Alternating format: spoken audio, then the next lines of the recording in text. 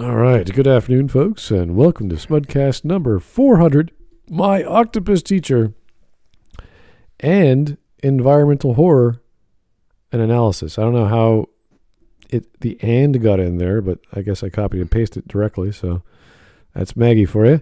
So, yeah, it is Friday. It is the end of the month by one day, so Thursday comes on the 30th next week, so we default to the last Friday of September, which is Maggie Mae Fish Day. So wonderful times. Sorry we're a bit late. Having some stress at home and took a nap and still very sensitive from everything. But I can still go on and follow and try and make sense of Maggie if that's even physically possible. But I'm conscious, so that's a good start. Anyway. Let's not go with no. No? Oh, okay. Well, I haven't seen this video yet, so I'm going in blind. I just know that this is probably just bad. Well, let's see some stats here. It came out last year in October, and it's got about 150,000 views and 10,000 upvotes and not very noticeable downvotes, but definitely you could see the bar is not fully white. So about 670 downvotes. So some people did not like her take, but her fans are obviously much bigger than that. So, yeah. Has anyone on here seen My Octopus Teacher? No. Nope. Mark? No. No. I've not seen it. Oh. Everybody thinks it's some kind of hentai at first, but it is actually a documentary. It's a nature documentary, and it is quite wholesome and even cute. And at the end, it's a bit sad. It's a bit unconventional because the guy who made the documentary, who studies sea life, octopus, especially, he went a bit against the standard rules for that, in which you are not supposed to actively interact with the object of study. But in this case, he more or less accidentally gave into his attachment to the animal and formed a bit of a friendship with it. And through that, learned quite a few new things about the species. Why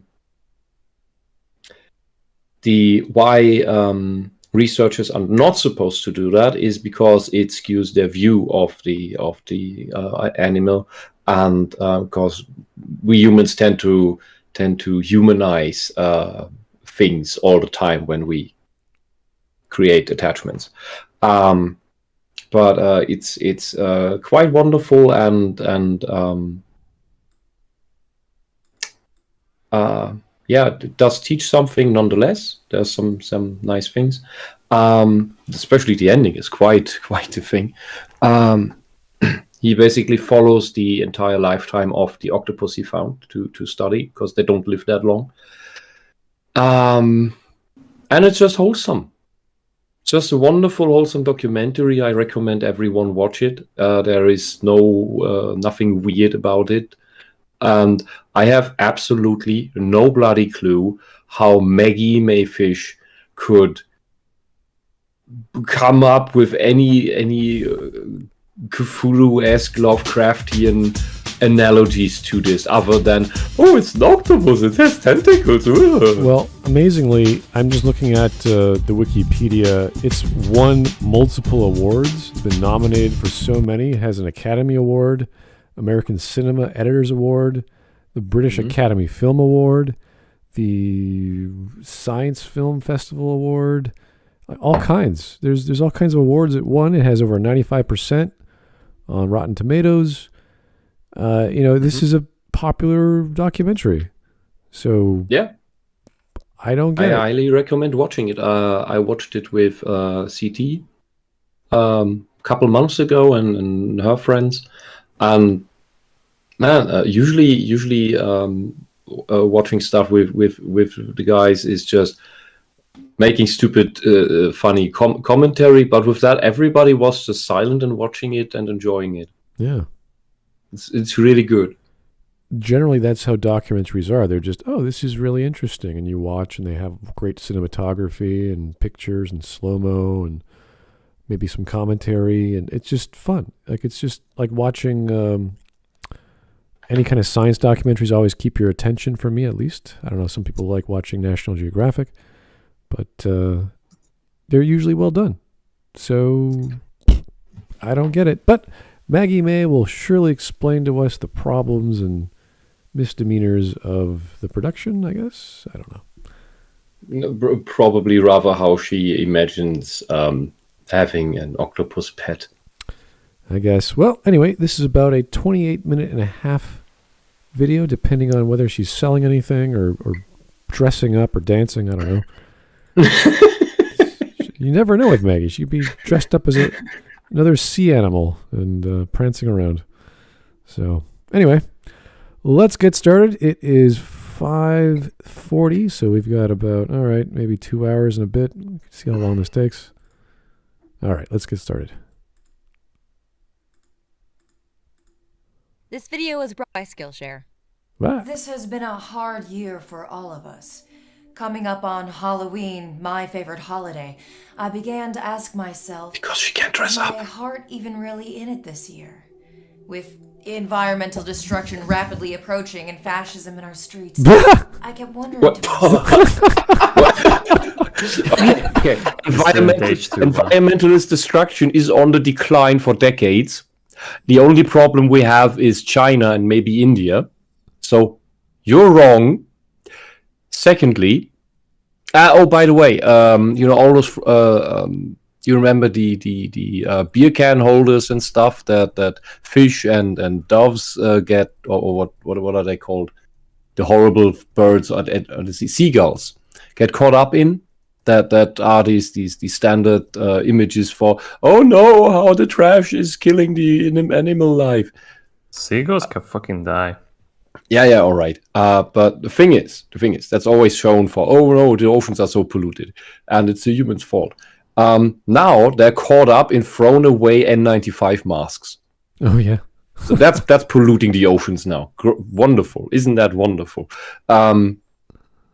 Yeah, but that aside, no, the environment is steadily going better. We are planting more trees than we're taking away. For one. Well, desertification is not as much a problem as they make it out to be. It's just annoying that it's more like it's moving. The desert is moving. We're gaining land back from the desert, but the desert is also creeping into other areas, which is then bad for that very country where desertification is happening. But overall, it's more like the deserts are just moving around. And so on and so on. And regarding to fascism creeping in the streets, Maggie, that's your political side doing that. You are the fascists. Well, the funny thing is, I don't know if she's joking or being serious, because it could be both. She could be sarcastic. About that, she is serious. She says everything the same way, but about this, I am 100% sure she is serious and believes that, because that's what her ideological cronies are telling her. That this is how the world is. Be afraid. Okay. Be afraid, humans bad. Here's JS for 2 donations. Thank you, sir.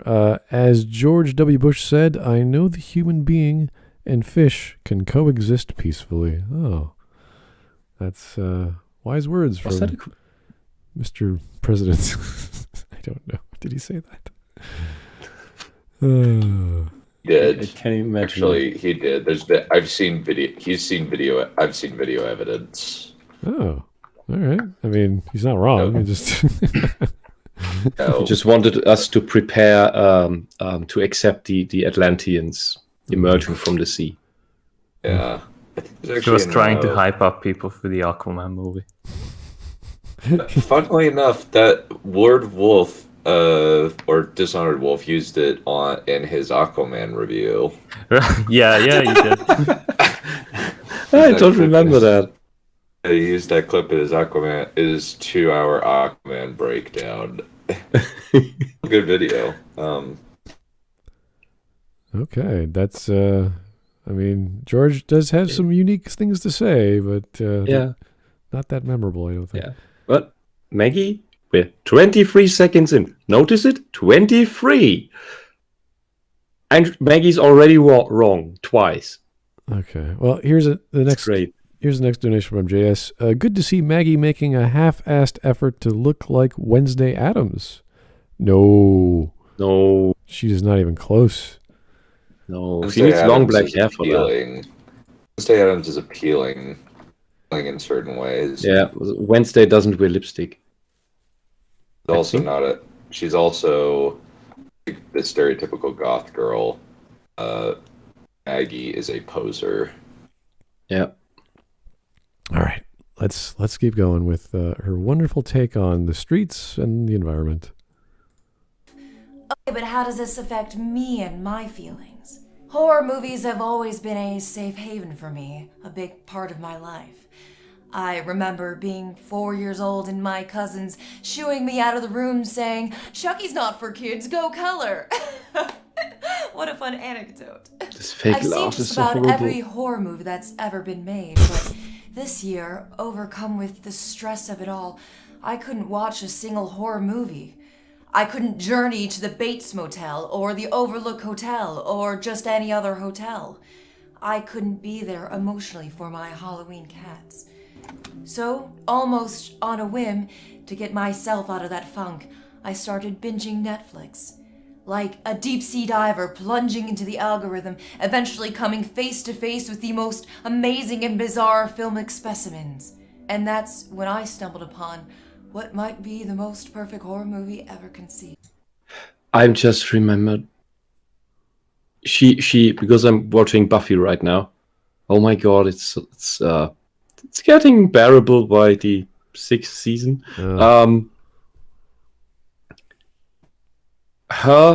The way she because I assume this is how she normally is. We've seen her in streams with her weird friends. She's acting more or less the same. Like this pseudo persona that she's putting on here is just herself being exaggerated a tiny bit. She reminds me of Anya, the ex-demon girl that is not really understanding humans and human society and interaction and what to say and when to say it. And she has the way the actress acts Anya is similar to how Maggie is normally. She's supposed to be a little bit insane. And it's like watching the show. Yeah, but I can't even relate to what comedy or shtick Maggie is trying to perform. I'm just sitting there going, what is she talking about? Like, what is she? She's lonely. She's shy. Like she misses Halloween. Like, what is she going on? I don't know if maybe she's just trying to hypnotize the audience with random things while staring at us with her wide, bright green eyes. White, creepy eyes. Yeah, but they contrast well with her brunette hair and the dark red lipstick, so the eyes come out even more. I wish she would stop just for one moment. Just stop wearing makeup, just to see how she looks normally. That'd be nice. There has been some. Didn't she look? Didn't she have no makeup on she before? Looks like she hasn't slept at all. Oh. Yeah, but didn't she have no makeup on before she put on the clown makeup in that other video we watched? I don't know. Maybe. It doesn't register. Like, all the things she does, I'm like, what is this weird person saying and doing? I just this is how she normally is. I can't say. Anyway. Is she blinking? Yeah, I think she's blinking at least. A horror film. Here we go. Fine. She thinks the documentary's a horror film. Okay. My octopus teacher. How's that a horror movie? Is this supposed to be a joke? I have to say, the insidiousness of My Octopus Teacher can sneak up on you like a shark silently hunting among the reefs. Upon your first watch, you might even take it at What? face value, mistaking it for yet another overly sentimental, sappy wildlife documentary that invites you to project your human values and emotions onto nature. And that in itself is the brilliance of the ride.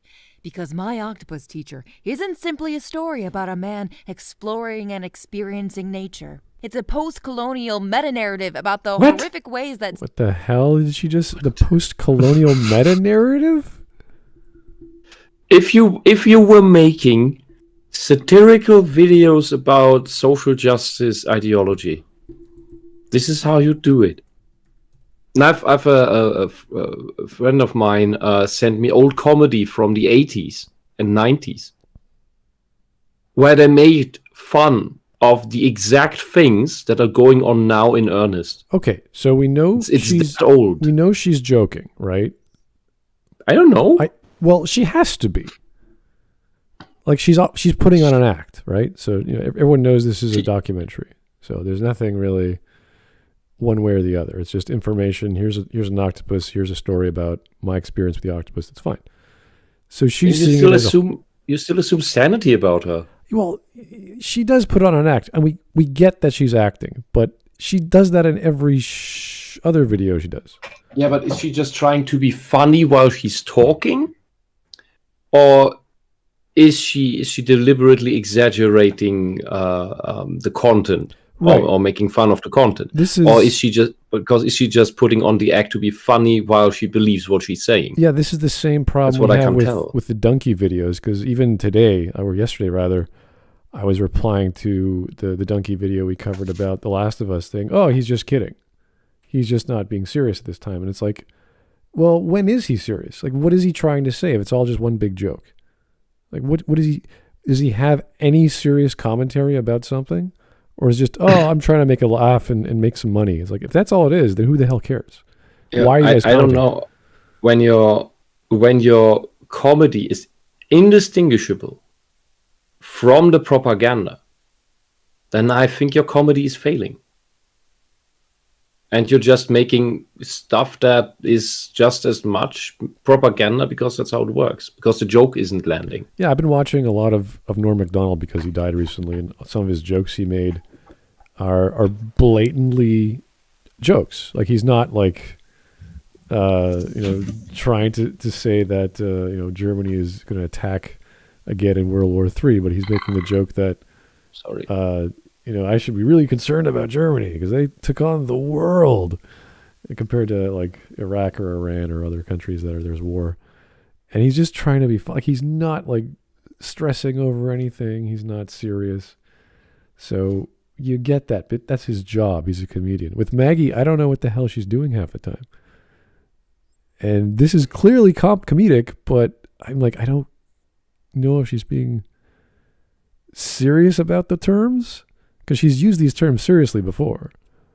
So, anyway, it's a bit confusing. So, some people, especially white people, are compelled to make nature about themselves. The narrative centers around Craig Foster, a white South African wildlife documentarian who had to take a year off from the You fucking racist. Maggie. You fucking prejudiced racist. This is probably the only documentary in half a century that is doing it like this. I think the only person other than him, or especially at least of note, was, oh god, what was her name? Jane Goodall? Was that the I think so. Researcher with the monkeys? Mm-hmm. Because she befriended the monkeys and learned more about them that way. And a lot of her research that she didn't want to be true, she only released much later on because it scared the shit out of her. That which is the absolute violence of the monkeys. And how they fight wars with the other tribes and anyway, that's another story. But that should just make it about themselves. No, Craig Foster is not making this documentary about himself. The octopus is the focus, the entire focus. Right, and I don't know the exact setup of how he got funding to do this, or whether he just did it for himself and did it, in his own time. But he obviously knows what he's doing. So he's just judging from the movie, it comes across as if he just did it for himself. Yeah, that's what I got the impression of the synopsis. That he's like, okay, I know what I'm doing, but I just need to do this for whatever purpose. You're like, okay, great. So he has the skills. It's like someone who makes websites for a living makes his own website. And you're like, great, yeah, good for him. So I don't see an issue, but we will see what Maggie has to say.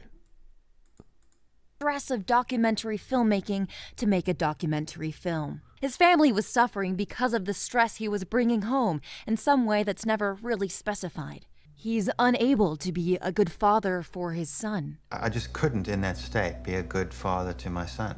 So instead of working on any of those relationships or finding a better work-life balance, he goes skin diving by himself every day for a year. Free from the... How did she know that? Is that in the documentary? He does talk about it a bit in the documentary. That it was a bit stressing, but it was also his way of processing, as well as it's a very, you could say, classically masculine focus on work. When men are stressed, they tend to focus on work more. Right. Like they work through the problem. So the man has a sea diving hobby. Maggie, wow, you're making nature about yourself. Yeah, see, this is what I don't quite understand. If he's doing the work he's always done in life, now he's doing it for himself, and he enjoys this as a hobby or doing the activities underwater as a hobby, I don't see how this is bad. Unless there's something seriously wrong with, I don't know, his family life that he's neglecting? Something along those lines? Can't quite say. Maggie, this may come as a surprise to you, who has no family, but just a cat. But families do tend to have some troubles once in a while.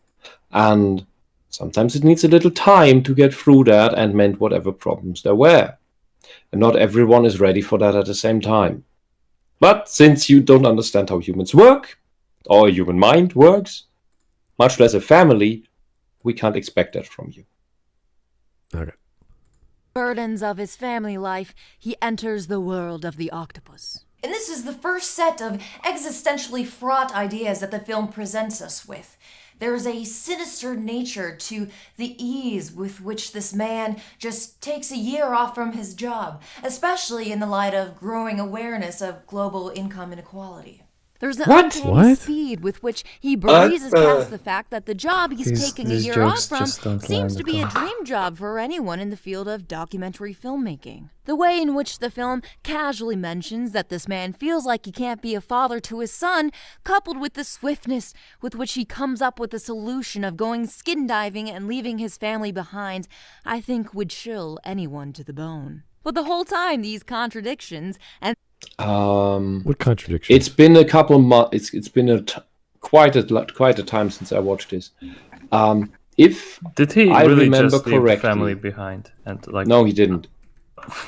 But if I remember this correctly, by the end of the documentary, you see there is family stuff with his son.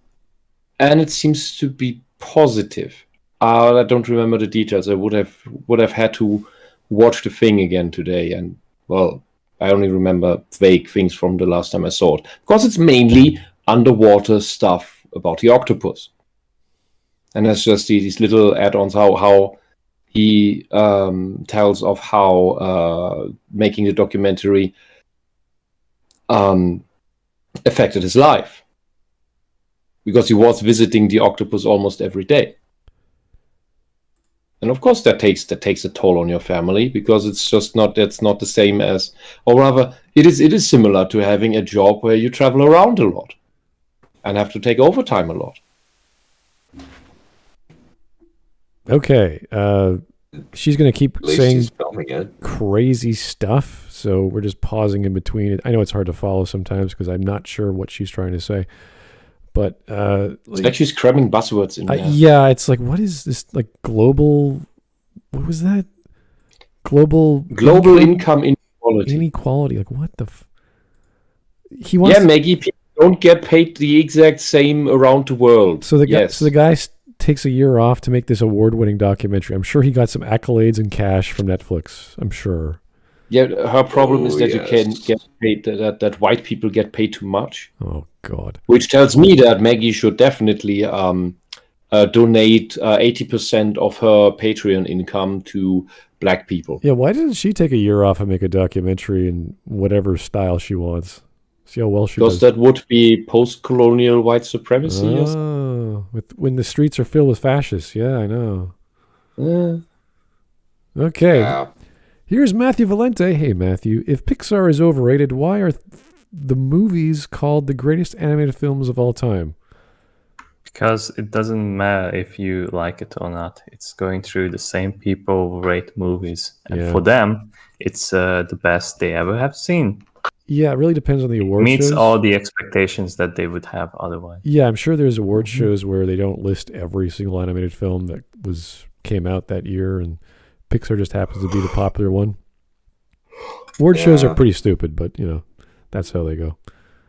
The innovation isn't as apparent as it used to be, but they still try to please audiences, although most of it is pandering nowadays, but yeah.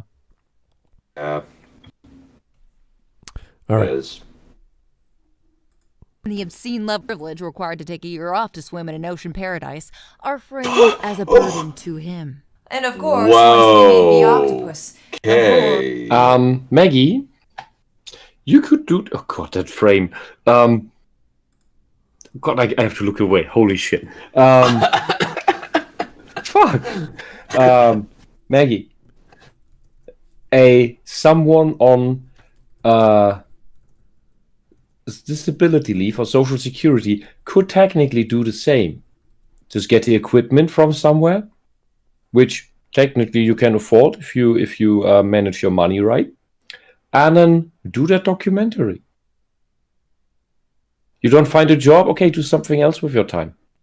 That would be the same logic. All you need to do a certain thing is drive, is inspiration, drive, and the minimum required tools to make it. Of course, for an underwater documentary, you need a bit more expensive equipment, like waterproof cameras with good lenses, all right, special thing. I think that is achievable if you play your cards right, because we have I don't remember which African country it was. People like the slum millionaires, who are not millionaires. They just dress like millionaires, but they're actually dirt poor. They have nothing, but they invest everything into clothes that make them look like pimps, in order to impress people, to give them money, give them jobs. So they are investing what they make from begging into tools that get them ahead in life, or that they think will get them ahead in life. I'm still thinking this and you could do the same with any other tool. I'm still thinking this is a joke, because we've covered intersectional feminists who were not so much offensive towards the male populace, but they sort of have lots of weird takes, like talking about the patriarchy and wages and what have you. This is just, she's just attacking a man for being a guy who made a documentary and it took him a year. And I don't... Yeah, but men are bad. I don't know why. I think for her it's been completely normalized to think these things, and that I don't think she is joking. For that, she would need to understand that what she's saying is stupid. I'm still on the fence whether this is... I know she's trying to be, sound like a joke, but she's clearly saying all these things from somewhere. She's not just saying lines because she can say it. I don't know. I think this is her. This is just her narrator voice. Oh yeah. If she thinks as to be a narrator, what the fuck is wrong with her eyes? She looks. She looks like a serial killer. Oh God. Let's someone clip that for fuck's sake. Well, look at the comments. The horror really begins, and we see Maggie like, oh god, Lord. Yes. But I think this is just how she naturally, or not naturally, how she normally narrates pieces in her edited videos. She always talks like this when she's not doing a freeform one take stream like the makeup video. She's doing this. She's doing this voice. However she dresses up. If she's making a joke, it's indistinguishable from her being serious. Yeah. So I believe she is serious because she has been serious about a lot of things with the exact same way talking. Yeah. All right. Here's JS again. Is Maggie turning into a hardline Republican now? She's basically saying, get a job and stop wasting your time on these hobbies. Stop having fun! I don't know. I don't know what she's trying to do here. You need to be a proper drone for working society. Be a conveyor belt drone. And this is workers' paradise, so you need to work. All right. I don't know. Yeah, I couldn't tell you. Really begins. Here's a quick plot summary, and then we'll talk about the incredible layers of horror contained within this mockumentary. The octopus man, Mockumentary? which is the name I've decided to call this horror movie monster, meets an octopus covered in shells, which it uses to disguise itself and avoid becoming prey. The octopus man is baffled by this and becomes hell-bent on projecting his thoughts and feelings onto this poor, silent creature with increasing severity. And then I had this crazy idea. What happens if I just went every day? What happens if I never missed a day? The octopus man eventually finds her den, but he scares the poor creature so much that she abandons it and refuses to return. Then I approached her too fast, and that's when she left the den and got a real fright and didn't come back to that den. Instead of taking this as a clear sign that maybe No, that's what normally happens when you're encountering a new species that you're not familiar with its habits and its zone of privacy, if you want. So pretty much when you approach like Maggie Mae Fish, like this is a defensive mecanism. But because you don't know where those barriers lie with this animal. You yourself have to figure that out as you go. So I went a little bit too far, too close. So let's stay away more, because you want to. So since you're also working with a camera, you also want to get a good shot. Yeah, those cameras from National Geographic, they are extremely powerful. Like they can get shots from so far away, and they have to because they don't want to disturb anyone. They don't want to disturb the animals hunting or sleeping or whatever. So he's like above the water line, I guess. So he's just not diving too deep, but he's getting really close at times. So that's a little different for doing nature. She's talking so dismissive and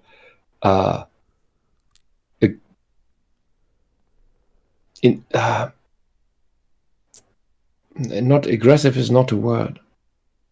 Hostile. Yeah, she's giving it such a hostile interpretation. Yeah, malicious. She's coming off as pretty malicious in this. Yes. All right. he should leave her. In Act 2, he starts stalking her. I mean, it just became a bit of an obsession. Do you just want to visit her every single day and see what's... He's an animal researcher. This is not stalking, it's called... Search. Besides, it's an animal, not a person. Animals don't have anti-stalking rights. Yeah, and even an anthropologist would like to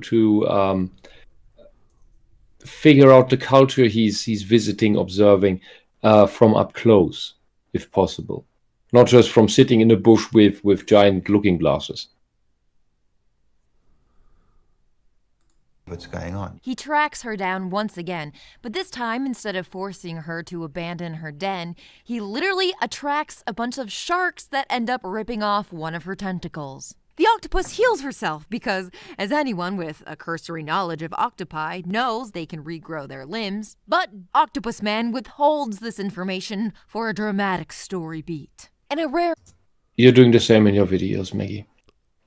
And I don't remember whether it was him who attracted the sharks. They just tend to come around. And it's he did not intervene in any of that because he's not supposed to. This kelp forest, it was a long game of hide and seek for the octopus and the sharks. So it was quite tense, actually. That even when you get that, when an octopus gets damaged, doesn't automatically mean that it heals well.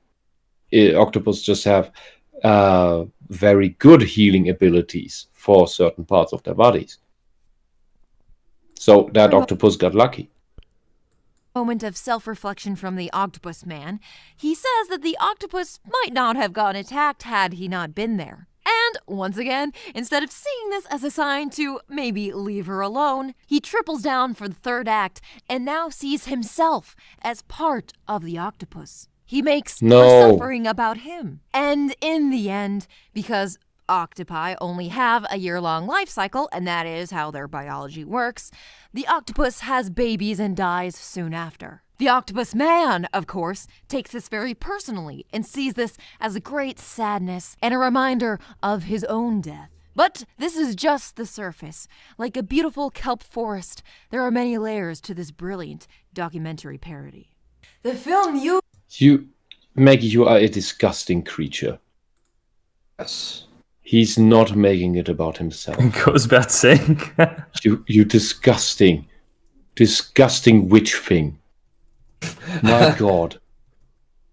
This you misinterest asshole. You're even withholding how sad he is about her death.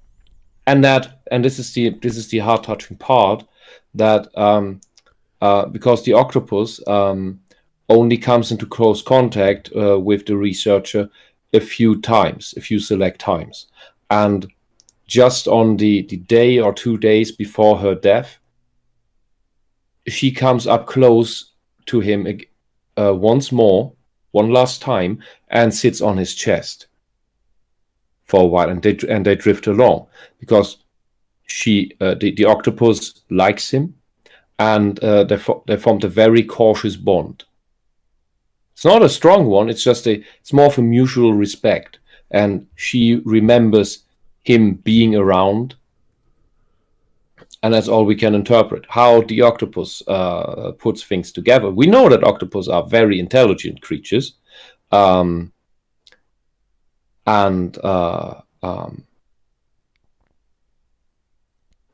whether she interpreted any of his help at certain points is up to debate. But we know that from what could be observed, I think octopus could be measured as with an estimate IQ of way over 120. They're smart creatures. Okay. And there's tons of interesting stuff about these species, including that while they are solitary, they do like to play. They make nonsense with toying with fish. And yeah, I can't. It's late. I'm sorry. Yeah. Yeah, we can. That's okay. Here's some super chats from Bearserker850. Next Maggie video: if you give me a mouse a cookie, you're a Nazi. If you give a mouse a cookie, you're a Nazi. What? Where did that? I think like that's like natural way of how Maggie videos work. Yeah, it makes as much sense as anything she does. Yeah. There should be like an algorithm to how to write a Maggie Mae Fish review. Yeah, I still don't think she's taking this seriously. Maybe there's a little bit of, her ideology creeping through because she's saying all these buzzwords, but I still think this is a joke and she's just being weird. I've linked you always hope a tweet you from always her in hope the that. memes that we will see, but I think she is actually into some of these, but she's trying to make it into a joke, but she's failing so miserably at it. That's one way of putting it, yeah. One more from Matthew. Hey, Matthew. I understand why people like Pixar, but saying their films are the greatest that animation has in store is kind of pushing it. Wasn't that the last super chat? It was very similar, but we're talking about, well, people like it. So, there are lots of films out there that people enjoy, not just Pixar, they're animated.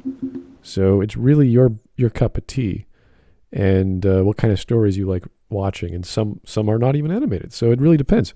Do you have lots of kids? Do you have neighbors that watch movies with you?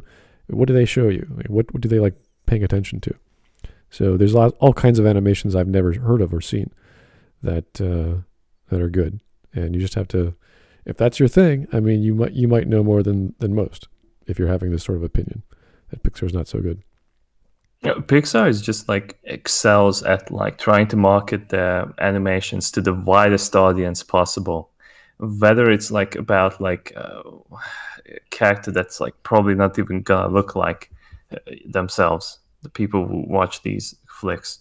And it's amazing to me. Like, although like all of those animations that they have produced in the last decade have been like subpar in story-wise, and like animation isn't like that special anymore compared to like their older attempts. But it's just amazing. Like they know exactly like how to get the audience to watch their shows.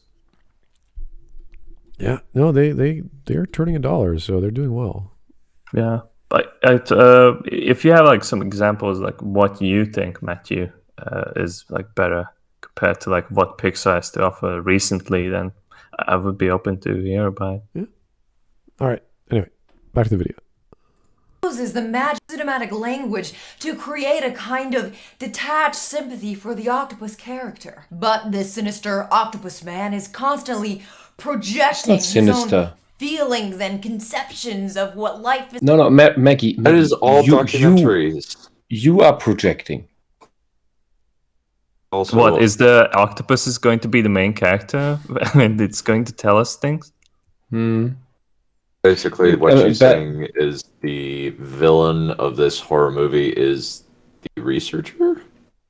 I mean, he's the white man, so obviously. I would say as much as bad documentaries anthropomorphize the animals in focus and try to tell stories that are not there in order to get it to some normie audience or something beneath a normie audience that the filmmakers think will like this stuff. When you're doing a nature documentary of like a pack of lions or a herd or whatever you call those terms, you have to describe to the audience what's going on. Or else you're just like, you have all this footage and you don't know exactly what it means, and you have to make a narrative out of it. So you have to show, okay, now they're hunting, now they're sleeping, here's a story of the antelopes they were hunting, and like you have to carry people along, or else it's just a bunch of colorful photos of animals doing stuff.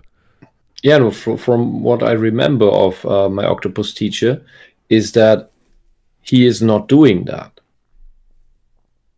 He is just showing what the octopus is doing and describing his thoughts and his interpretations, and not and is not projecting stuff onto the octopus. Yeah, that's the interesting balance he manages to get. And I see nothing wrong if he wants to be philosophical, like saying, this is what life in nature is like for the octopus. It's very reminiscent of what you might think of this example and an analogy, or however he describes himself. Like, why not? He can feel whatever he wants to feel and express that. So I don't see what the big problem is. I don't think he's using it as a device for therapy specifically. Maybe the act of doing it is therapeutic, as anything that's stressful provides another form of stimulus. But inherently, no, I don't see any problem. Even if he gets it wrong, like, he's describing life like being in a traffic jam with the octopus. You're like, maybe not. It's kind of weird. So, yeah, he's allowed to say crazy things, but he's not doing that. He is mainly worried about the octopus when there's a danger around, and he's not intervening with that. One time he was trying to help her by bringing her some food while she was injured, but I think that was it. That was the only hard interaction outside of a hello touch that happened. My old friend.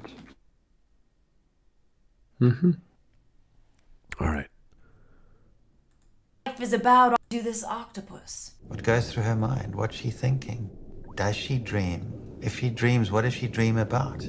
There's also a strange gendering and sexualization of the octopus that What? centers gender and sexuality on a straight, white, South African man's idea of those terms. So instead of feeling a genuine... What the?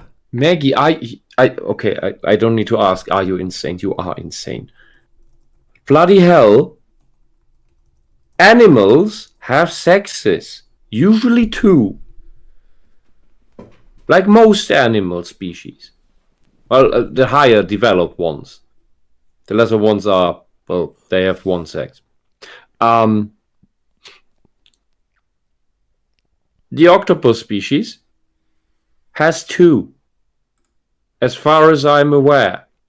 Males and females.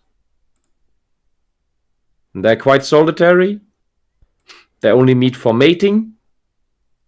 Then the male leaves, and the female just gestates until the kids come out. And while that happens, she feeds up really big, or a big pregnancy, and she holds up in a safe place, and just stays there. And she doesn't eat anymore until the kids hatch. Once they've hatched, she's usually too weak to do anything more and dies of starvation. Or is an easy target to be hunted because she is too weak to hunt herself by that point. That's just a normal thing on this planet, Maggie. It's not about gender, your magical nonsense term made up by a pedophile. It is all about sex. I think she just filled up like half the bingo card in these past 5 minutes. I don't know what the hell she's on about now. It's just I think not just 1 bingo card. Yeah, this is weird. This is like, why are you saying these words, Maggie? Take a breather. I can't. If she starts implying politics in any of this, I'm like, okay, this is far out there. Yeah, and it is a female octopus. Point. Sense of sympathy for this strange creature. We're feeling sympathy for an imagined, constructed character that the narrator has built up around the octopus, using the octopus's likeness as a fetish object. Throughout the film, the octopus man terrorizes this poor octopus in a brilliant commentary on cinema's power to... What the fuck are you talking about? You're just making up shit now, Maggie. You should be... You know what, Maggie? You should be sued for slander. Well, you are completely demonizing this researcher with your horrid nonsense, with your psychotic nonsense. She does have some downvotes, which are noticeable. So people who bothered to watch even a little bit of this went, okay, this is retarded. This is not. Yeah, great. 10% downvotes. It's just normal engagement. Yeah. Oh God, I don't even know where to start. Let's just continue. Or to manipulate an audience's empathy, calling into question the ethics of nature documentaries as a whole, as well as humanity's refusal to keep our sticky, gross fingers out of every creature's business. What? Oh yeah, Maggie, yeah, totally. Let's not look at animals. Let's not learn anything about anything. Let's not observe anything in objective reality, because it's so much easier to just make shit up. Because you, Maggie, you are the kind of person who overinterprets and projects all of your fetishes onto whatever you're watching. Yeah, pretty much. Are you okay, Dunn? Yeah, I'm okay. I'm just moving my mic around. Okay. Yeah, but Maggie, you are the person who's projecting all the characters in all the shows you see to be gay or trans. You're an insane asshole. All right, here is Matthew Valente with some super chats. Classic Disney, Don Bluth, DreamWorks. On Bluth. Bluth? Bluth. Yes. Am I reading that wrong? It says Bloth. Bluth. Let me spell then. It's supposed to be Bluth. It's supposed to be Bluth. I guess he just pronounced, whoever did just pronounced it wrong or something. And Just spelled it wrong. Lakia, which I know he means Leica because that's the other production studio. So I don't know specifically what Don Bluth is, but He's the Secret of Nim guy. Cool. As He well also as Land made Before Time. that arcade game, Dragons something. Dragon's Quest? Yes. okay. No, not Dragon's Quest. I know Dragon's Quest. I was like, wait a second.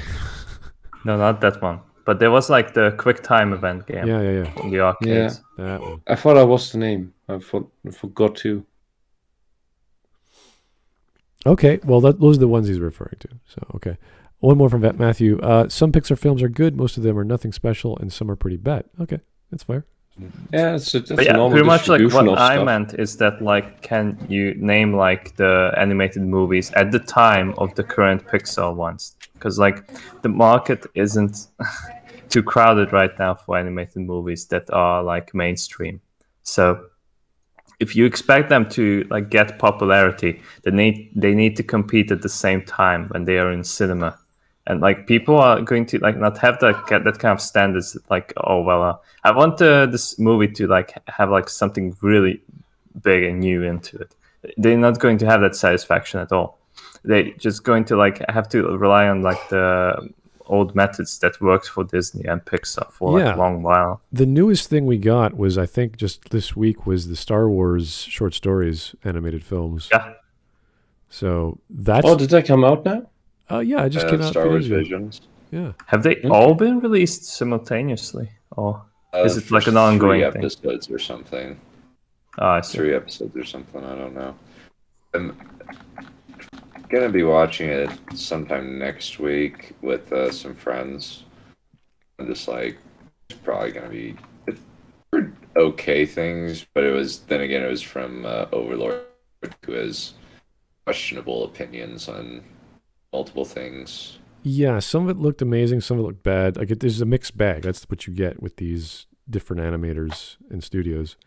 So, but that to me, I'm glad they did that because we have Batman for that. We also have for the Animatrix or the Matrix stories. So, oh yeah, that was a really good one. Yeah, so I like these creative attempts by studios to do interesting different things with an IP and just running with it. So I prefer that actually. So I would actually like to watch that. Anyway, one more from JS. The octopus is actually queer coded. Thank you very much. Oh god. Yeah. And Exhumed Legume said the arcade game was Dragon's Lair. Dragon's Lair, yes, that was the All name. right. Thank you. Apparently, it's one of the most difficult games ever because you have to like get everything right or something. You just die over and over again.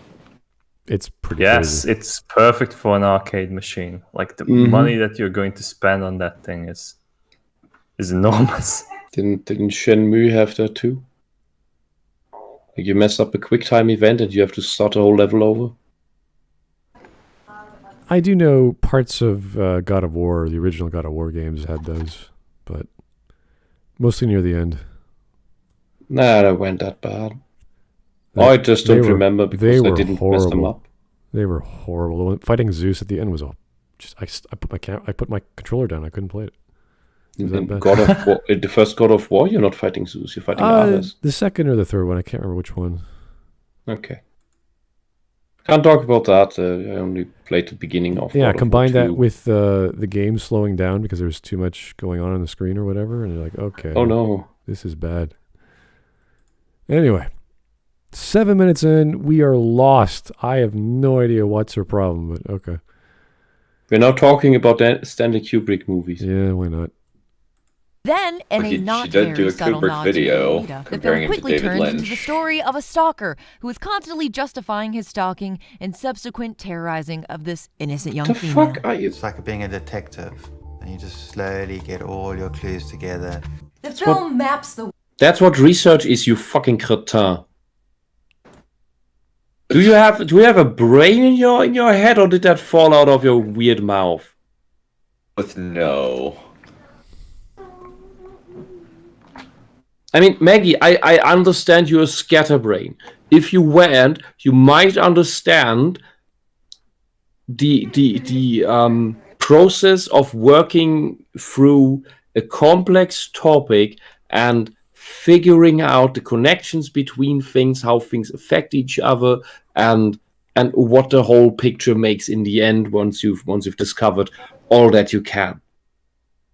I understand you are unable to do that, but please stop insulting people for being more intelligent than you are.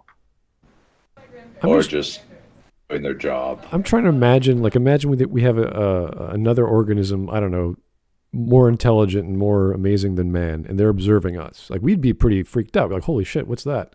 But eventually we'd be like, okay, they're just observing us. They're not doing anything bad. They're just sort of, checking us out.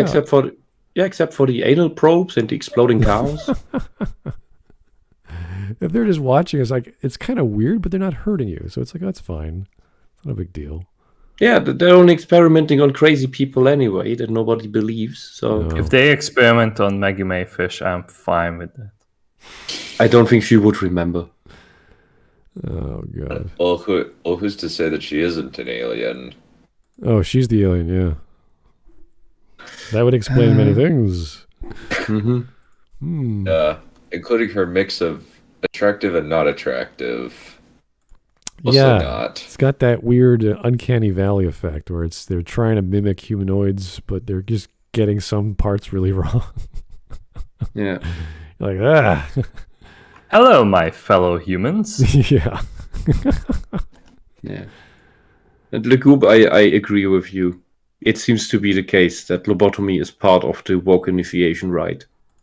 I am a female. Greetings, yeah. Let us pledge allegiance to the rainbow flag with the shit on it. Okay. ways in which men traditionally refuse to respect women's spaces, and projects that idea onto this man in the space of a majestic animal. In the character of the octopus, our narrator has found the perfect victim, a creature that not only can't speak, but can't comprehend human communication at all. What? It is a blank slate. You're an idiot to believe that. Maggie, Yeah. not even do I not believe that you watched the entire documentary. You probably rather read a plot synopsis. You also do not know anything about these species, how intelligent they are, and how they communicate. She thinks this is a man stalking a woman and projecting that onto an octopus. Like, this is bizarre. Mm-hmm. Onto which man can project the most terrifying visions from his ego, superego, and id, with zero. Okay, she is joking. There's no way anyone can take this seriously. No, she can. No, this can't be I real. still believe she can. You can't say that sentence with those terms and be taken seriously. I just can't. Smart. Americans still love Freud. German psychotherapists still love Freud. There is an entire branch of Freudian psychotherapists in Germany. Yeah, they have I'm not practices. kidding you. I know that, but the majority of people The who young study ones. well, the majority of people who study psych look at Freud and go, "Oh, that was a thing," and they never talk about it because it's a joke. Yeah, I know. But I don't know how you translate it. Tiefenpsychologie, deep psychology, is something still largely practiced in Germany. You know, that the whole couch thing. All right. Well, I know it's a joke because when you see The people who didn't get the update. mainstream media do the whole couch thing with not talk shows, but like sitcoms, even on Lucifer, that was a whole thing. sitting on the couch and talking to the psychiatrist. It's like, okay, this doesn't really... Don't remind me. Yeah, this doesn't really happen anymore. We don't do these things in psychology. Yeah, not in psychologically developed countries. Yeah. At least we still have proper, as far as I'm aware, proper hurdles for getting gender dysphoria diagnosis in Germany. But other stuff is completely out of whack. Yeah, it's like they psychotherapists in Germany, because most of them, the vast majority, is emotionally immature narcissists, and they love to just, for any negative emotional reaction when you're talking about a problem of yours, like to slam a borderline personality disorder diagnosis onto you without even going through a diagnostic process. But you are obviously emotionally dysregulated because you just had negative emotions, so you must have borderline. That's the logic. Most therapists will give you a pamphlet or a booklet to fill out, and you'll think about it for yourself. You'll write in it. You'll go back to them. You'll sit down in normal chairs on a table. You'll discuss stuff. They might, if they're a psychiatrist, they might prescribe something. They might give you another therapist because they diagnosed you properly. It's a very simple process. It just takes some time. So, man, I wish I had met those psychotherapists you talk about. Yeah, no, it's nothing inherently complex. It just takes time to figure stuff out. Just anyway. Yeah, but if you imagine Maggie being your psychotherapist. Oh my God. That just would be scary. I don't think she'd get past her master's, or we're talking about PhD, so I don't know.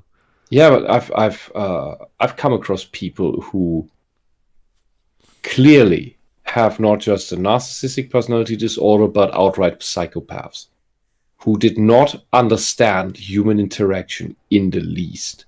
Yeah. Like one she constantly wanted attention when you didn't directly look at her. And hello, I'm autistic. I don't constantly look at you, especially when I'm talking and thinking. And she was starting to make weird motions, like waving her arms, and then out of the corner of my out of the corner of my eye at some point, I noticed. And I just gave her glances as I was explaining, because I need to finish my explanation. She was making grimaces. All the weirdest facial expressions. And I really wanted to stop my explanation and ask her, something wrong with you? Do you have a seizure or something? Yeah, that doesn't sound good. but she just wanted attention. She wanted to be constantly looked at.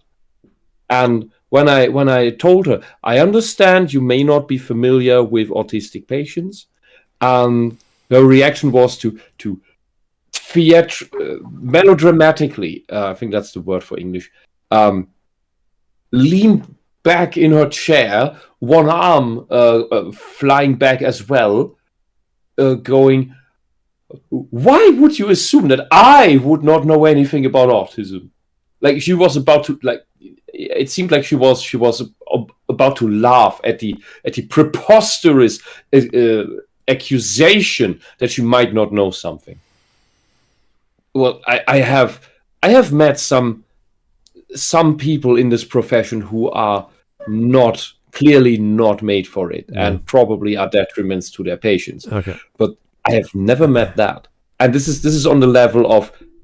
Well, it's a completely different version, but it's on the level of what if Maggie Mae Fish was a psychotherapist. All right, let's keep going. Here's Matthew again. The Guardians of Gahul. Oh, the Zack Snyder movie? What? Zack Snyder directed a characterized owl movie. Huh. That was better than most Pixar films, including Toy Story 3, Encoding, which came out the same year. I've never heard this film, so I couldn't help you. It's kind of fragmented because it's basically it's three of the same books merged into one. Huh. Where it's several books in the same series that's merged into one movie, and fine. I haven't seen it in a long time. I saw it in the theater, and I was kind of just like, it's okay. I saw like 5 minutes of it. I was waiting at the dentist's office, and they were having it on the TV, and I was like, "What the hell is this?" Because like I saw that it had like Zack Snyder on it, and I was like, "What? Him?" and like that's all I know about it. Yeah. Like I have never seen it before. Neither have I seen Toy Story 3, but I regard Toy Story 3 as like I saw like half of that movie, and I just didn't like it. I felt like they shouldn't have made a sequel, like a third one. Like 2 was fine. It should have just ended. Like I don't like any of those franchises that have like endless sequels in the works. Apparently, Toy Story 4 was pretty bad. Oh, 4 was absolute shit. All right. Here's Tyler Preston for the 1. Thank you, sir. I'm going to throw out a theory. Maggie is saying that this documentary is a horror movie to insane Bints like Miss Fish because they believe that all men harass and stalk women. She's going to say that society normalizes male on female violence. Yeah, that's probably an extreme take. No, that's the basic position of the feminist dogma. So you could make the thought experiment. What if the researcher had been a woman doing all the exact same things, said all the exact same things? Maggie would interpret it positively as a women bonding. Yeah, the brave, independent researcher doing her own thing, doesn't need family, yada, yada. And taking time off from her family in order to find herself and mend it later on. She would have all the things she criticizes here, she would have instead interpreted in a positive way. So the man because doing for her, it's so based on what sex is doing it. Yeah, the man doing means he's rejecting his family for a year or something. Oh boy, yeah. A woman does it. Yeah, it's fine. She's good. She's finding herself again. Like, okay, sure. All right. Well, we'll see what happens. Just needs that me time. Yeah, Matthew Valente again. So was Rango was also better than most Pixar films. Rango. Oh, was the one of the chameleon in the desert? Yeah, I that's think the one with the chameleon. Yeah. I like the story. Oh God, the characters were so ugly. It was so bloody ugly. Oh, it was fun. All right. There are great films out there. I've never heard of these, so glad you guys do. Anyway, I think I saw Rango in the cinema. 8 minutes. Another 20 to go. Jesus. Okay.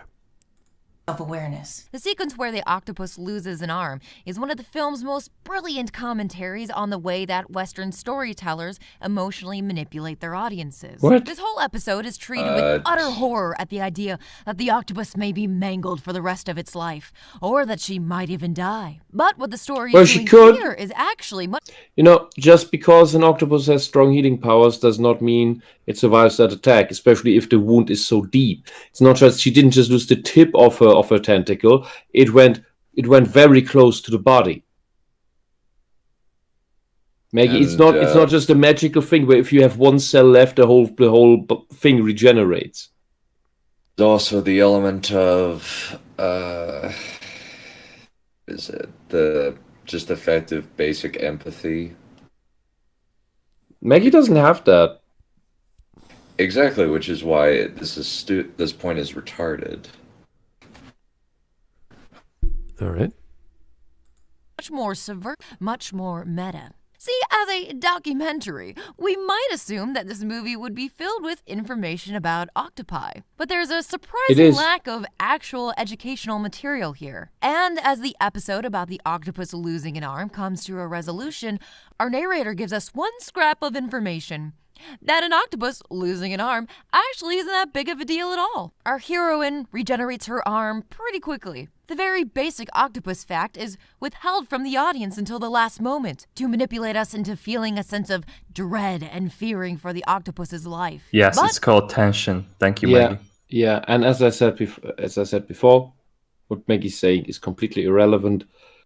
because the wound was very deep, and the documentary is telling us new things about octopi.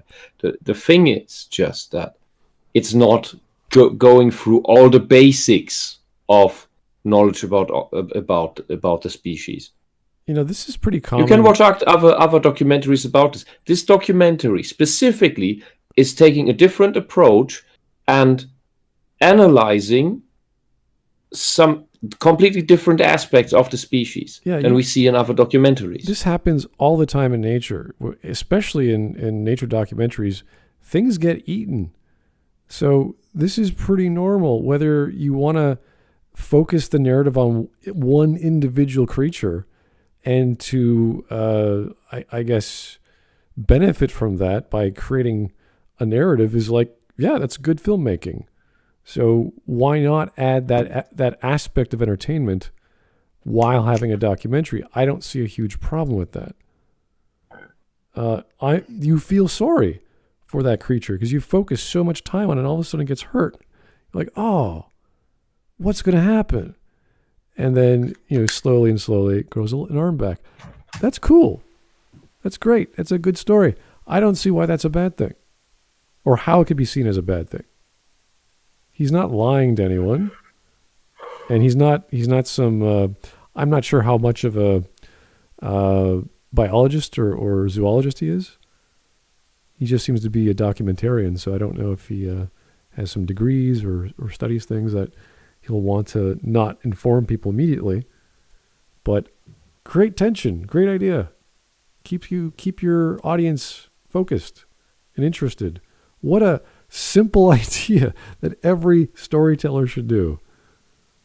Jeez. Violence sells, believe it or not, especially in nature. So.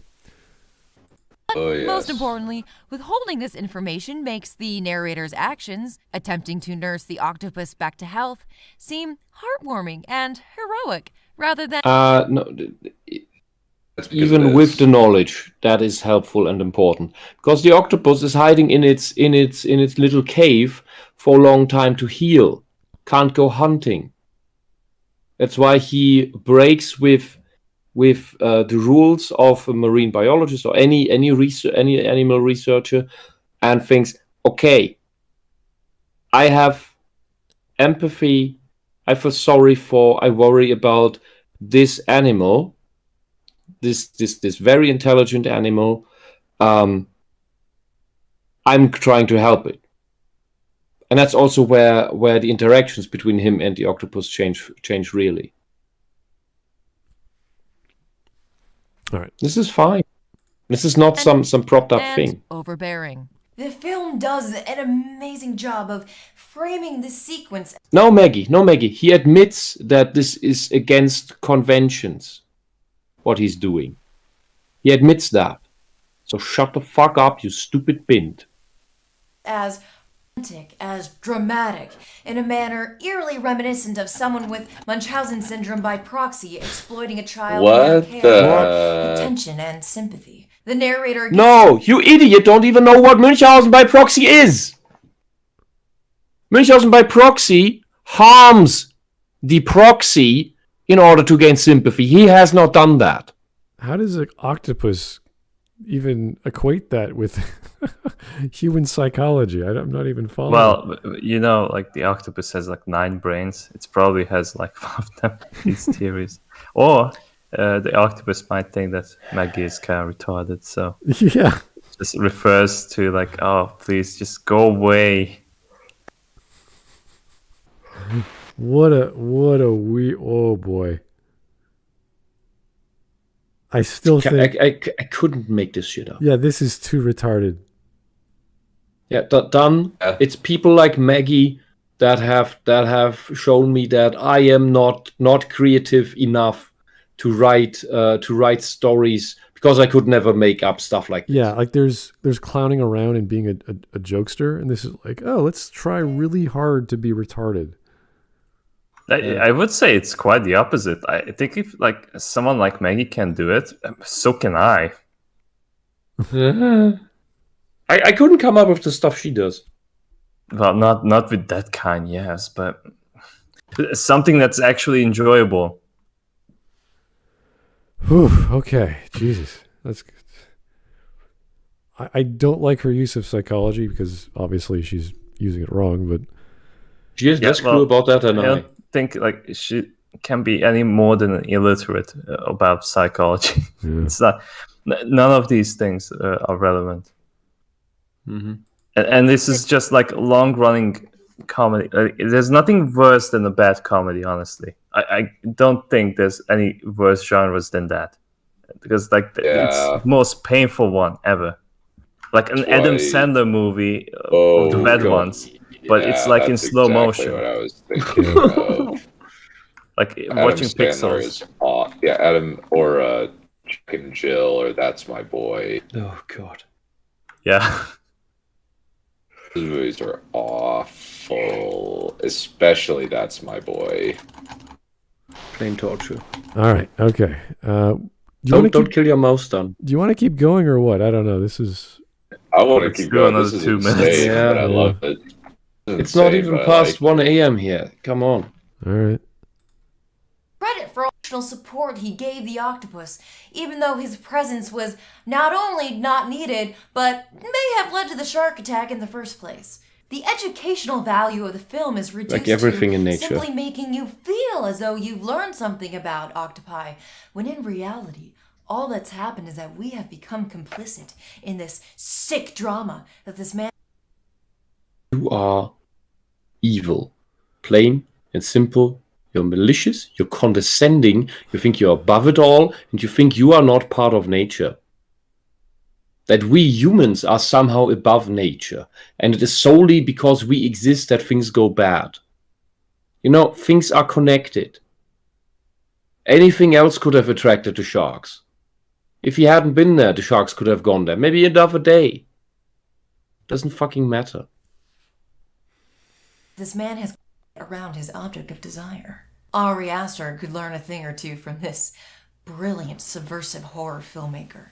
My octopus teacher is filled with insightful moments that hit upon its horror themes. As we watch this predator stalk his victim, he says things like, "This octopus has no mommy or daddy," She's got no mother or father to teach her anything. She's alone. when another basic octopus fact that he fails to tell us is that octopi don't raise their young like mammals do, so those parental relationships hold no meaning for them. Or It's not about the Is this like documentary made for like people who have like all the definitions of like what an octopus is? Because I don't think so. This is exactly made for people who have like no knowledge on this subject at all. Mm-hmm. But yeah, this doesn't even work as a joke. Yeah. Also, the whole reproduction of the species is explained later on as she dies and releases the young into the world. So yeah, it's not explained in the beginning. Okay, so what? It's explained enough. It and implied enough what all this means. The octopus has to learn everything by itself. It has no one to teach it. It's not about meaningful relationships. It's about parents teaching children. This octopus doesn't have that. I'm not seeing a problem with telling a story or showing a documentary in that fashion when you see the events and then you get the explanation of what's going on. I don't see a problem with that. And if anything, it keeps your attention, and it's an attractive way to get people to observe nature without having to go sea diving themselves or whatever. So good. This is great filmmaking. What's wrong with this, Maggie? You're projecting so hard. Your political biases are just going straight down into the water for a man who wanted to film a creature for a year or whatever every day. Yeah. Oh no, Maggie, could it be you're prejudiced in your progressive enlightenment that you are the one who's prejudiced? Yeah, if she's playing the part of the feminazi Karen or whatever you want to call her, I mean, she's just constantly does it, even when she's trying to be funny. It's just weird. I don't know how serious this is and how stupid this is. It just comes across as retarded. I'm not sure she knows. Yeah. She shouldn't be this intelligent, which is a complete insult to the vast variety of different types of intelligence displayed by creatures on our planet. The audacity of Don't censoring care. human intelligence all as of- the only valid form of intelligence All of a is sudden, yet you do another know that they're beautifully intelligent? terrifying commentary on man's narcissism. And also, has this man never seen ants work together? Or when Maggie, you're the last person who should accuse others of narcissism. Yeah. Go see a therapist. So the man observing octopi has never seen ants. I'm like, maybe he hasn't. Like, what's your point? Are there ants underwater? I don't think so. Yeah, this none of this movie has anything to do with the documentary. This man has empathy, and probably, well, of course he has more than Maggie, because Maggie has none. Yeah, She's incapable of it. The aquatic researcher never looked at birds. It's like, yeah. And also, this I man doubt is not that a narcissist. Also, I seriously doubt that the octopus really cares that much. That's something we have a hard time to tell. We know they're very intelligent. We don't know about how the mind, whether there's a consciousness on top of the subconsciousness of an octopus, if they're developed that much. But they seem to engage in a lot of high-level intelligent species behavior. Yeah, that is not seen in other species. The problem is that with octopus, that they live in an environment where they cannot develop further. They cannot build societies. They cannot research. They cannot build a culture, because for one, they're solitary. Secondly, they're kind of stuck underwater, and they have no need to build houses or anything or farm. They can just live off the land. We've observed earthworms going into different kinds of pH of the soil, and that's when they have negative reinforcement, which is a form of behavioral conditioning or operant conditioning. So they can do low-level stuff just as well as any other creature. So they have that. That's just a reaction machine. A simple reaction machine, right? Like many insects too. But the octopus is so highly developed that there's probably more going on, similar to some other higher animals like dolphins, whales, and elephants. All right, Matthew Valente, Kobo and the Two Strings was better than most Pixar films. Did I say that already? I don't think so. Oh, yeah. Oh, thank you for reminding me of that one. I really wanted to watch that, and when it came out, I couldn't find it anywhere. Okay, cool. Thank you, Matthew. Here's JS. Maggie seems so devoid of empathy right now. We need to give her the replicant test from Blade Runner just to verify. I was hoping. Yeah. I was hoping she'd tear her face off or something, and she'd be a lizard person. You sure that's not happening? Not the case? Well, she's always painting her face. I was like, oh, maybe there's a big cake. It's so we don't see her lizard face. Yeah. And Ken Kaneki adds in the chat, there has been instances of octopi remembering people that helped them in their life and showing gratitude. I do remember, was it an octopus who was predicting the World Cup for like every, 30 years or so? It died like a few years back. And it always predicted the right one. I don't know if that's anything, but I always thought I don't know that as anything. Yeah, I know. I just thought that was funny. Unless you want to stare at goats. Anyway.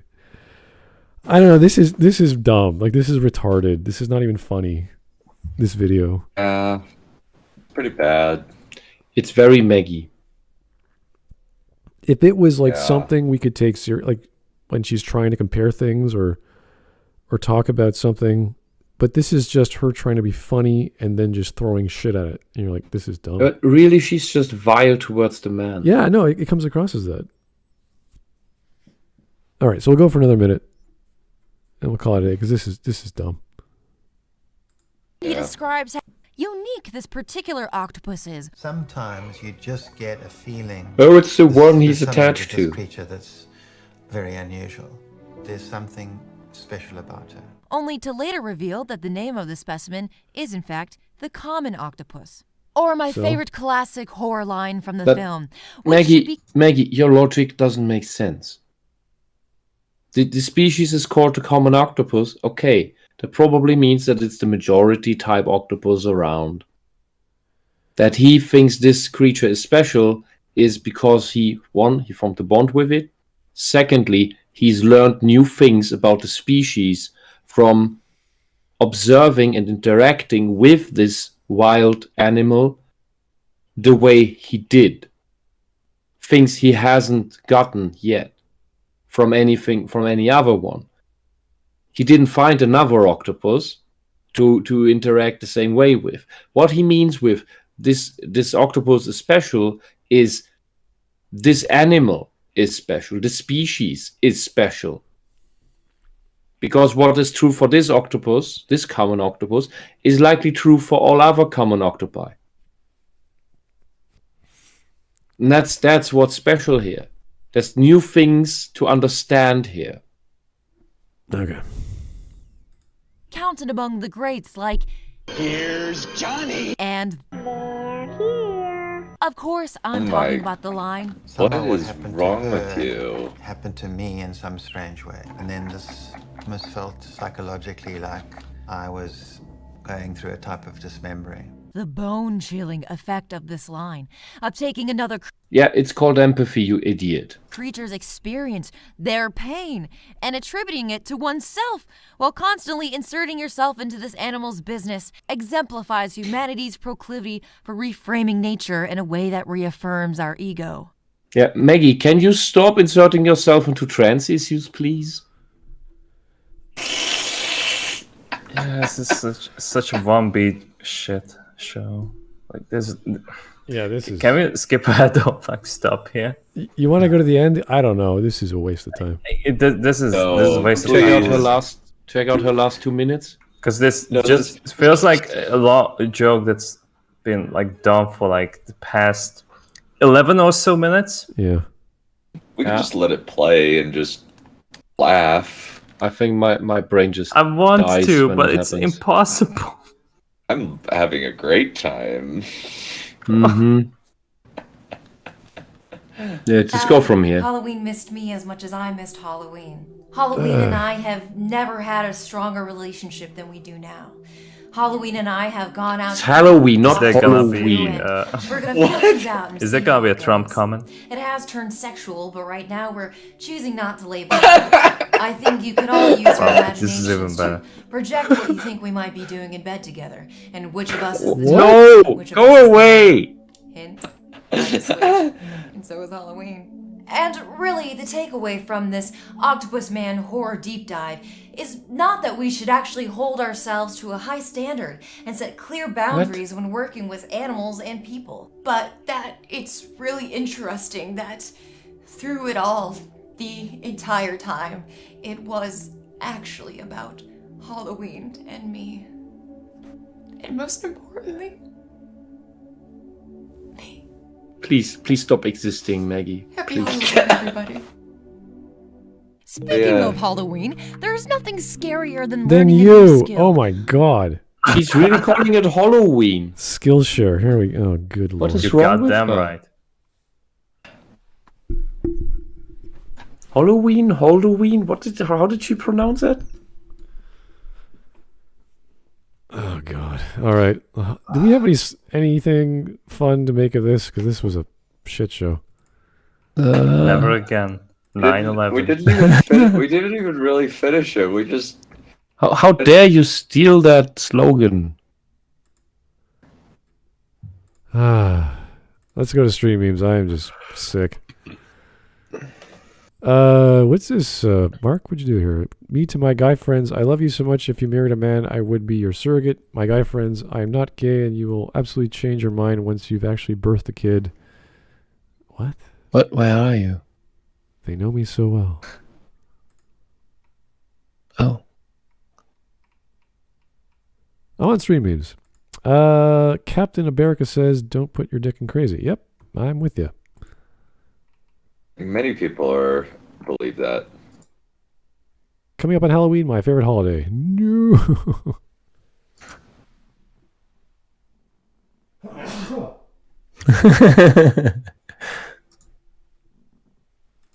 All right. Let's see. Oh, no, not that dumb, stupid ad. Bro, it's Maggie. Finally, it's used well. It's used properly, yeah. Bro. It's Maggie Mae Fish in a wig. Decolonizing Atlantis, a Maggie Mae Fish story. Mm-hmm. Oh my god. Using the octopus as a fetish object, honey, what kind of pervert do you think I am? This isn't Japan, Maggie. Okay. I think that's enough I could take. That was just dumb. That was pretty bad. Yep. That was retarded for the sake of being retarded. She did not have to make that. There was no purpose behind that. She thought she'd tell a very, very intelligent joke. I don't know. I'm damn sure. You have to think in terms of her fans. I was reading some of those comments. They're weird. Yeah, while just saying what she believes that we're at the same time make an intelligent joke. Yeah. I mean, if like current SNL humor is like goal, then I think like she's doing a pretty good job. Oh god, that's the best thing I can say. I barely tolerated SNL as a kid, and I just never liked it. I never could not watch it. There's maybe a few good comedians, like I would say Norm Macdonald was on. We did the broadcasting of the news, like that was good, but a lot of it's just boring and it's not funny at all. And compared to other shows at the time, like Mad TV and Living Color, and like they were so much better. And it's so boring. It's so mundane. Anyway, good Lord. That was sad. Bad. Yeah, that was bad and sad. I know. I really need to lay down. I take a nap. I just feel nauseous. Yeah, I'm in just the right mood to go to sleep too. Yeah, jeez. I wish I had something cool to say. Aside from tomorrow might be more fun, but Didn't even finish this. I'm kind of bummed. We just kind of skipped to the end. yeah, it's honestly done. This was bad. It's just hard to watch because she's trying to be funny while bashing a guy for doing his job. Yeah, and it's not even hilarious in any way. Yeah, it's just painful. It's like watching and racist as well. Like, oh my god, speciesist. I don't know. What would you call her? Racist and sexist. Here, this is a wonderful example for the left is racist and sexist while claiming everyone else is, and that while the left claims everyone else who's not left is driven by hate. Just listen to her, how she hates this man on the sole basis of his race and sex. All right, one more meme. Maggie Fish psych evaluation. Oh, okay. Yeah, okay. I can't even laugh at that. I'm just so depressed. Anyway, thank you guys. We're going to have something special tomorrow, I hope. If organization and communication works out, we'll have a bit of a smorgasbord of people and ideas and videos to watch and things to talk about. So a what? A smørrebrød? Smorgasbord, yeah. All kinds of fancy sweet meats and cheeses, but in video format. So okay. Yeah.